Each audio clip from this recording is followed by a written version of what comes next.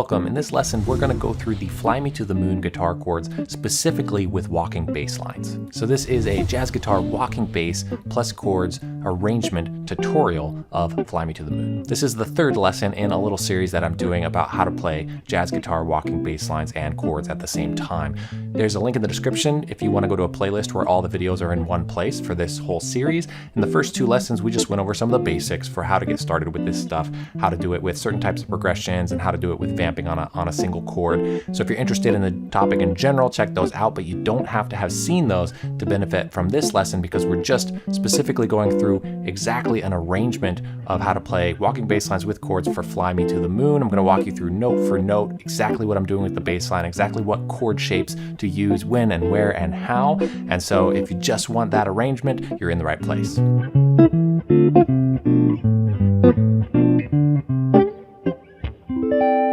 First, we're going to go through exactly the notes that I want you to use just for the walking bass line over the whole tune of Fly Me to the Moon. Then we're going to add a root position chord shape to throw in every time a chord changes. Every time you're playing the root with the bass line and there's a new chord, we're going to play a chord shape on top of playing the bass line. Then we're going to add a second chord shape that we can add on beat 3 of every measure when the bass line isn't necessarily on the root. So we'll talk about why and how and what exact shapes to use. And then we'll have the whole walking bass line plus a chord shape to play on beat 1 and a chord shape to play on beat 3 of every measure throughout the arrangement. And lastly, I will then demonstrate the whole arrangement while singing the melody and the lyrics, just so you can hear how this all comes together in the context of the actual song. If you want to skip straight to that example to see how it sounds, you can go to the timestamp that is listed on the screen here, or just go down to the description and click on the link with the timestamp is listed in the outline of the lesson.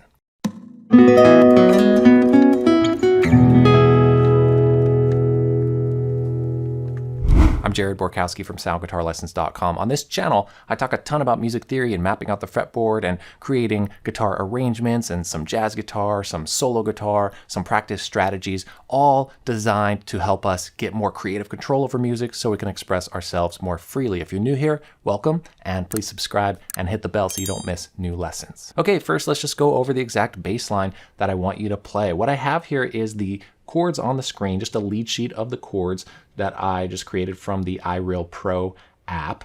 And I wrote the numbers underneath each measure there, the scale degree numbers, or you can think of them as chord tone numbers, based off of the root of each chord. Those are the notes I want you to play for the bass line. So this is just an arrangement. There's going to be many options one could play for a bass line, just in the same way that if someone played a solo, there's many ways you can create different melodies over a certain chord from a certain scale. But this is just a really straightforward way that I want you to think of it. And I'm doing this very much on purpose for you, because if I just gave you tab of this, if I just told you here's exactly what notes to play, what frets to play, and you just kind of learn it physically on the fretboard, you're going to miss the whole massive benefit, a huge point that I want to get across with this lesson. One is, yes, it'd be cool to just be able to play it. So that's one thing. But I very much want you to think of be able to and have to work your way through this theory information. So does it take a little longer to learn? Maybe, if you don't know that stuff, but it is so worth it, I promise you. So 1, 2, flat 3, 5, we want to say, okay, from A minor, from the root of A, where's 1, where's 2, where's flat 3, where's 5. I'm not telling you what frets to play them, because you can really play them anywhere as long as you're playing that correct scale degree or that correct chord tone. The lines are just what direction you go. The line above 2, above 3, above 5, or below. It's do you go up or down from where you were before. So we start on 1, which is just A, and then you're going to go up to 2, up to flat 3, up to 5 from there. And then if we kept going to D minor there, you're going to go down. The line is below. You go down to 1. You're going to go down to flat 7 of D, down to 6 of D, down to 5 of D. So if you don't know your theory in that way, this is a huge kind of indicator of how valuable that can be, and really just want to tell you it's so worth working on that, right? I highly, highly recommend taking however long it takes to start to understand that stuff. That's when you're going to really have that freedom over music in the way that we want to, rather than just like, I don't know, I learned this arrangement and it sounds good, but I'm not really sure what's going on within the music. So then we go to G and the root, and then we go to 2, 3, 5. Okay, now we're on C major 7. 1 goes down to 1, goes up to 2, goes up to 3, goes up to 5. Now again, it doesn't matter where you play this, but I want you to only play on the 6th and 5th string for now. And really for this whole arrangement, just play bass lines on the 6th and 5th string. And then when we add chord shapes in later, that'll force you to land on certain places to play the chord shapes. When you're just doing the bass line, do them anywhere. And if you have to change that later for the arrangement with the chord shapes, totally fine. Okay, so we just did C major. We're on the 5. We're going down to 1 of F, 7 of F, 6 of F, 5 of F, etc. So I have 1 of B half diminished, flat 3, flat 5, back to flat 3, 1 of E, flat 7, 5, down to 3, 1. You can hear it really connecting, right? 1, 2, 1, 3, 1, flat 7, 6, 5, 1, 2, 3, 5, 1, 3, 1, 2. This spot is really cool. 1 of C, 3 of C, 1 of F, flat 7 of F, 1 of E minor, E minor 7, flat 5 of E minor 7. Even though flat 5 isn't in the chord, that's okay. We're using it as an approach tone, do, to A7, and then 3 of A7. So, and then just to make it a little cleaner and easier to look at, I just put those little quotation marks to say, play what was previously already done. So the D minor 7 to G, you can just look above and say, oh, 1, flat 7, 6, 5, 1, 2, 3, 5. It's just saying play what was done already. 1, 7, 1, flat 7, boom, boom, boom. Now I'm just kind of, I'm just going to demonstrate through it now. And I do want to say, no, everything's pretty clear here. I guess I was gonna say the D minor 7 and the G7 at the very bottom line, the first two measures of that bottom line, that D minor 7 and G7, the quotes there, I should probably write in the notes, those should mimic the D minor 7 and G7 on the third line. Otherwise, everything is totally straightforward. You can just think of it the way I talked about it. When you go back to the B section and it's showing the quotes, it's just saying, we already played this stuff. Those 8 measures are the same as the first 8 measures. Okay, so I hope that makes sense. Just didn't want it to be too crowded with all those numbers. You can just start to get familiar with playing the same thing again. So if I just kind of demonstrate through 1, 2, 3, 5, 1, 2, 3.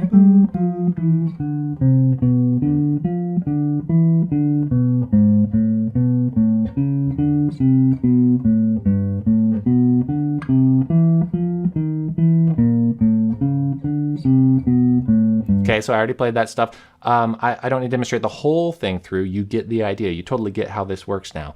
So let's go on to the second phase. And just to reiterate one more time, if to get to that point to play them through, you have to go through a whole process of figuring out, whoa, how do I even find those numbers, then that's good. That's the place that I want you to be. That's what's going to rocket you forward in your knowledge and your skill level, and kind of a gap that we want to fill in to be able to do this stuff. If you don't know where to start to learn that stuff, check out my music theory series. It's like a chord and harmony theories on the guitar. Super thorough and deep, 26 lessons long. I put a ton of work into it. Totally just a free YouTube playlist. I'll put a link to that playlist in the description. So if you need to study your theory and figure out how do I find those numbers on chords, everything will be there for you in that series. Okay, phase 2. I have another version here where now we added chord shapes in, and you see the little blue highlight on beat 1 of every measure. That just means where that beat is, that's when we're playing the chord shape that is listed. So I'm giving you the exact chord shape, and it shows what fret position to be on for that chord shape. So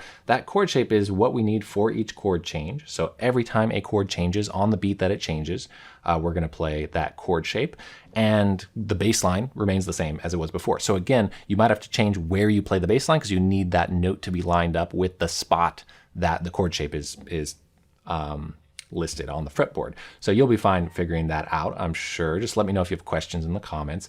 But let me address that we want to add the chords. In the end, we want to add them in a few ways. You can play the chord right on the beat.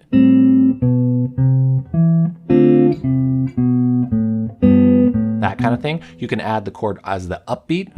This is stuff I went over in the first 2 lessons in this series, but you don't have to watch those to kind of get this down.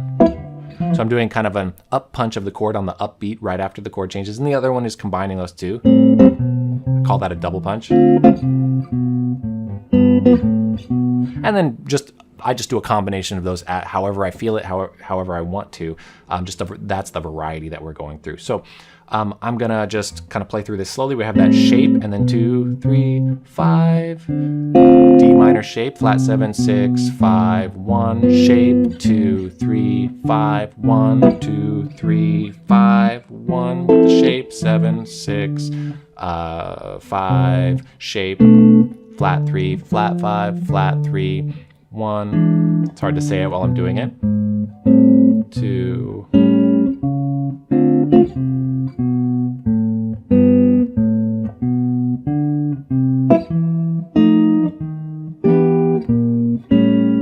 Okay, so that's the idea.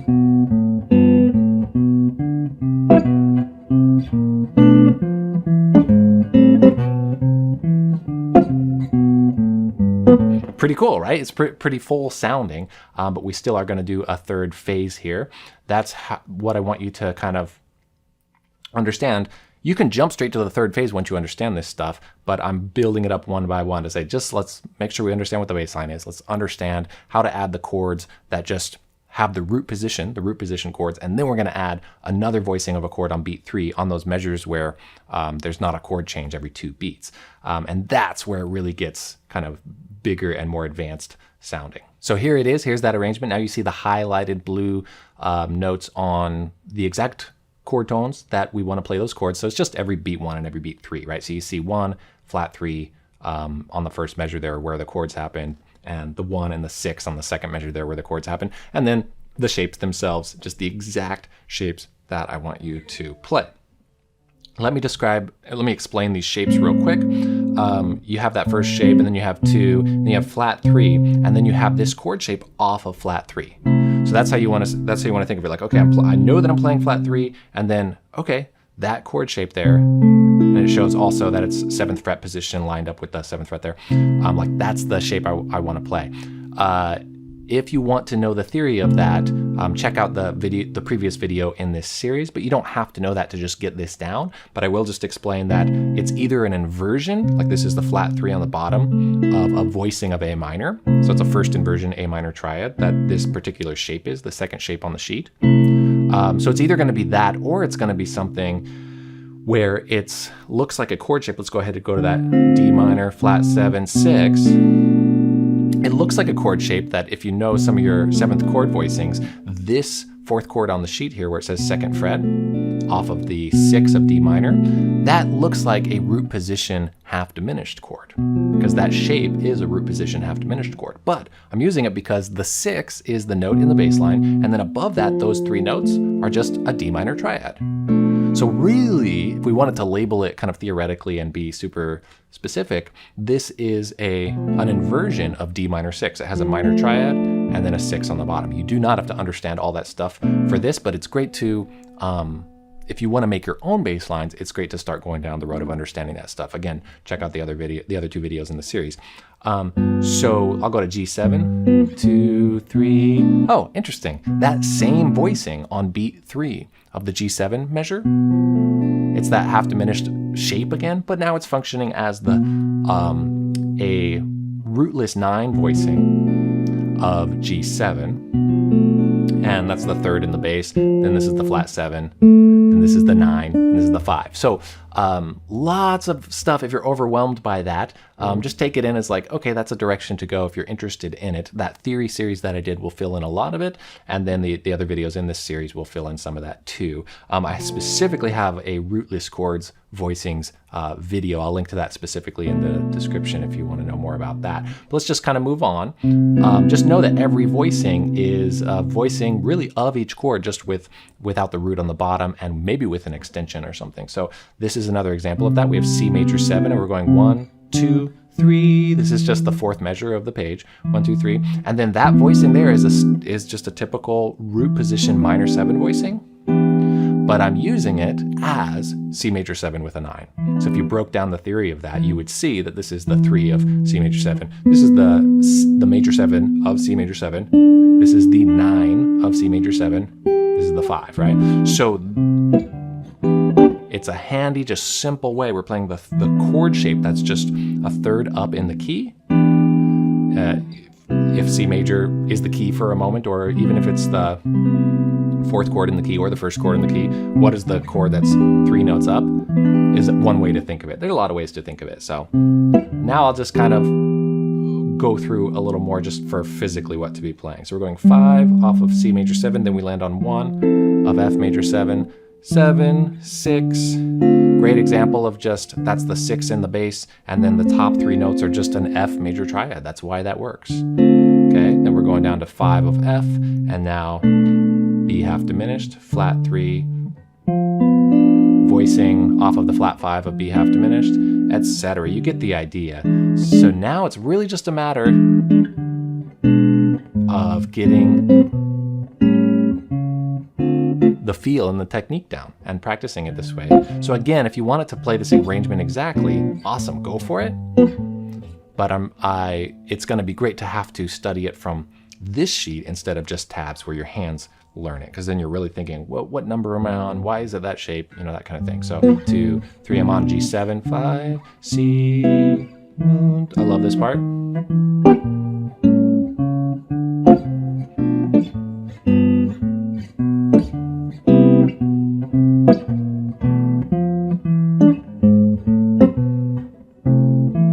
Because it's repeating.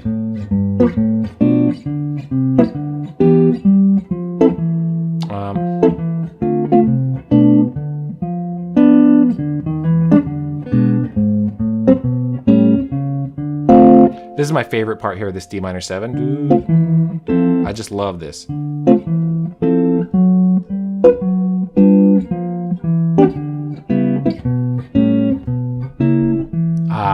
Awesome.